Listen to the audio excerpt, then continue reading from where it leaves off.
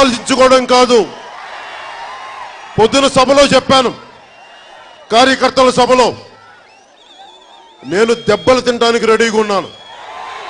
రాయలసీమ కోసం ప్రాణాలు వదిలేయడానికి సిద్ధంగా ఉన్నాను. వలస రాగాలి, మనకి ఉపాధి అవకాశాలు రావాలి మన రాయలసీమకి. కొన్ని సంవత్సరాల నుంచి పెద్దలు మనోహర్ గారితో చెప్తా ఉన్నాం, నా ఇంటి పేరు కొణిదెల. మా నాన్నని అడిగేవాడిని, ఎక్కడి నుంచి వచ్చింది ఈ పేరు అంటే, నాకు తెలుసు కదా, మా నాన్న నాకు తెలియదురా అని.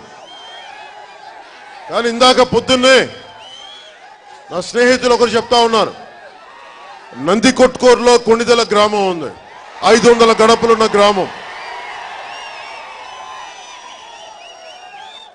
ఏ ప్రాంతాల నుంచి ఎప్పుడు వెళ్ళిపోయారో తెలియదు, కానీ నాకు రాయలసీమలోనే ఆ గ్రామం ఉండడం నాకు నిజంగా ఆనందం కలిగించింది.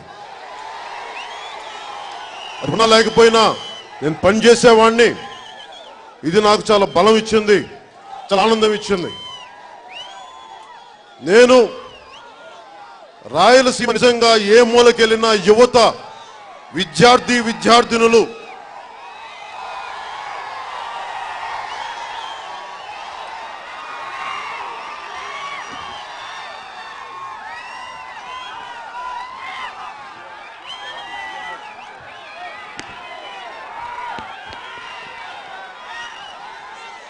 రాయలసీమకు సంబంధించి ముఖ్యంగా